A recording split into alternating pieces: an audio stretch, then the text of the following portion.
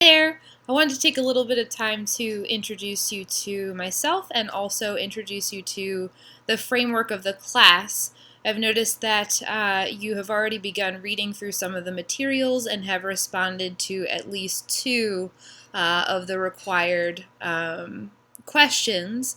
So I wanted to provide a little bit more background for you so that it makes sense how the course is designed. So you started out by taking a look at some videos and also reading some short stories. Certainly, too, you've taken a look at many of the PowerPoint presentations that I've uploaded. The remainder of the class does something similar. You'll notice that there are a fair number of PowerPoint presentations. There's going to be at least a short story or two for each of the modules, or each of the weeks, I'm sorry. And then you'll also find that there are some historical pieces, journal articles, things of that nature to help provide a little bit more foundation for your reading. So in this course, it is a literature class, and so the idea is that you're going to be reading the short stories, maybe even some sailors' songs, some memoirs written by sailors, and you're going to be asked to analyze those pieces. So the way by which you're going to analyze those pieces is in taking a look at some of the PowerPoint presentations, journal articles, even something like the videos that I had you watch for the first week. And you're going to use those materials as the framework through which you are going to view the literature for that particular week.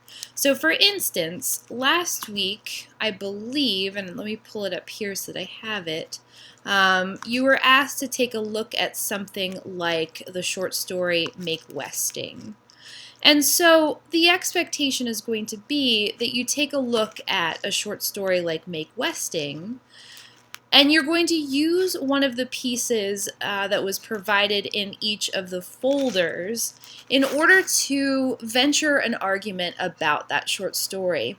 So for instance, in something like Make Westing, how might we look at the main character of Make Westing, the captain, and attempt to make sense of how he presents himself in terms of his gender and sexuality, or also in terms of what we understand about the sailing world more generally.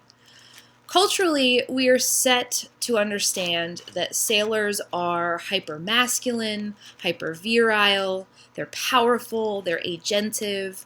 In what ways does the main character in Make Westing capture those ideas?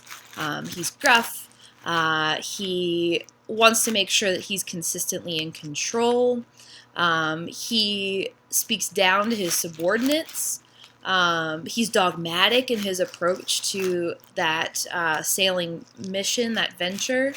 And so what we might do is take something like the lens of gender and sexuality, plant it onto the captain who is in Make Westing, and then make an argument about how he captures our cultural understandings of sailing masculinity more generally, or how he captures masculinity at large, right? Does he represent something about what we expect of men?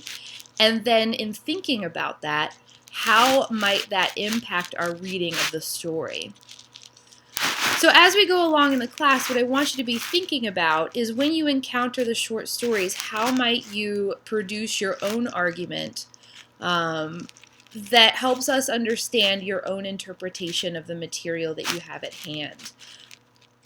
For instance, another example might be, so if you looked at a short piece like Jack Tar in the Streets by Jesse Lemich, how might you think about a short excerpt from Joseph Conrad's Initiation as capturing this notion of Jack Tar as a revolutionary figure? Since we were just talking about the captain in Make Westing, how is it that we can think about someone like a hyper-masculine character like a captain as capturing this notion of power and agency, and specifically power and agency as it has to do with fighting back against, unfair treatment or against social unrest that they particularly feel attached to. What we'll find out later in the semester is that sailors were actually a large part of the early pushback against slavery. In fact, there's some argument to be made that sailors helped to push along anti-slavery regulations and fought for their black sailing brothers and sisters.